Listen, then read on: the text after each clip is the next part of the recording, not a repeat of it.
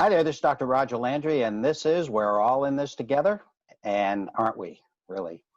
Well, I'm here once again with my colleagues, my very intelligent, smart colleagues, Danielle and Teresa, and we're here to bring our particular skills, which we usually bring to a podcast called The Bright Side of Longevity, and we still do. But during this time, we feel these skills are particularly valuable for what most of you are going through. That's public health, that's coaching, that's positive psychology. It's a number of things, all having to do with the things we're all going through. So we want to help. So today we were thinking, the three of us collectively have vast experience in working at home, which many of you are doing now, but are not used to it. And it's a new experience, and you're, I'm sure, experiencing some of the things that we went through when we began to work at home. The first thing for me was I thought my wife was going to be very happy to have me at home, but it didn't work out that way. No, it was a change for her. And we'll deal with change as a future topic because there's a lot of changes here. But for today, let's talk about working at home, the challenges are there, and how you can best manage all of the challenges that are there. I'm gonna let Danielle kick this off. Yeah, thank you. So I've been working remotely since 2006. And sometimes people will say, okay, people who work from home are not motivated, and that can be a problem, and we will talk about that today. But for the vast majority of us who've been doing it for some time, and some of you might be experiencing this, the opposite is true, where we just don't know when to unplug. So we're working constantly, plus there's the danger if you have people that you're answering to who assume, well, you're just available 24/7 because you're not going anywhere.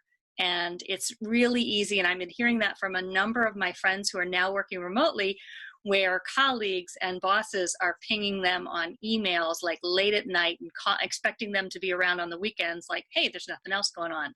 So today I wanted to talk a little bit about boundaries from the perspective of, how to set some to protect your time. So one recommendation that might work for you that I do, have a space in your house, even if it's a corner or something, that is the workspace. And when work's over, put your tools away, put your computer, put everything away so that it's out of mind, and go someplace else in the house, if possible. Because as much as you can, otherwise there's going to be the tendency to want to go back and just do one more thing and not unplug. Secondly, be strict with yourself about time. So if you say, I'm going to unplug from this time on Saturday, guard that time. Guard it for yourself. And if other people start imposing on that time, guard it. Obviously, there are emergencies. There are some professions where that's not an option. But for many of us who it is an option, set those boundaries. Even if it's having to prioritize with people. Because the other trap I've fallen into is when you get these requests is to want to bat them all right away, and not everything's a priority. Figuring out what do I need to do right now versus what can be deferred for a week or something when I can manage. And the last thing is just unplug. Let people know either when you're working, like this are my scheduled hours, or this is when you're not going to hear from me. I'm going to be off the grid, so to speak. So definitely allow for some downtime and protect that time. Good thoughts, Danielle. And sometimes the opposite is true. Sometimes, even those of us who are veteran working from home people, we have to get motivated and stay motivated. And for some people, that's brand new territory. One thing that works really well for me is Monday morning, I plan what I want to accomplish in the week. And I know what my goals are just for that week. And I then go to my calendar and block the time to accomplish the goals. Now, it might be too much. If you're a full-time employee, it might be too much to block, a full 40-hour week. So think of it differently. Think of what do you need to accomplish. Block time to accomplish those things versus just blocking time to be at work, so to speak. Also, plan your downtime, your breaks, your lunches, your free time, so that it's all there. All the parts of you and all the things you want to achieve, including having downtime, should be on your calendar. And then just kind of doing your best to be true to your calendar and true to your goals. It's very tempting to overplan. I highly recommend not over planning your calendar. And then as reality hits during the week, just do your best.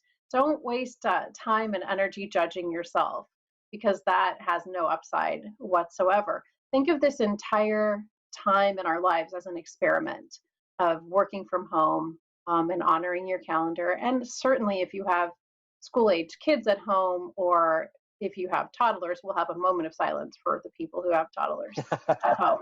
Um, your schedule may go out the window quick. That's okay. Think of it as an experiment, and nothing has to be perfect during this time. So just some thoughts from me there. Well, yes, a lot of wisdom there from you too. Well, I wrote a book.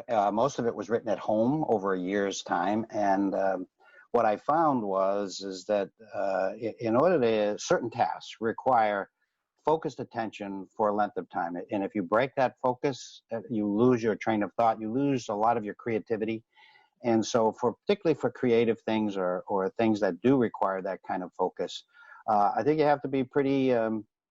Pretty deliberate and structured over it. And it may not be as much as you want, but indeed structure it so that, because otherwise it's like multitasking. We don't really multitask. We just jump from one task to the next, and the quality suffers for all of those tasks, rather than if we were to just focus on one. And then, of course, working with these two beautiful colleagues here of mine, very smart colleagues, I try to respect your time and they do mine. So during the day, we may be working, and if I need to talk, I don't just call or something. I usually send a text or something, are you available or something. And most of us who communicate that way with others, we tend to do that. So be respectful of others' time. And they may get back to you in an hour or so, or just send an email and whenever they read it. But if you need to get them fairly soon, you just say that. Are you available? I need to speak with you in the next hour or so. Something like that. So I think that's good advice, and good luck with that. And if you are able to work at home undisturbed, even for a few hours at a time, I think you're lucky, and others out there are not. So my neighbor, young girl across the street, out of school, of course, but part of what she does is that she's painting rocks. So she painted the rock for our next section, if you can see that. It says breathe. And it's a beautiful rock. So I thought of that, and she gave me that rock as I was walking by. So let's take that breath.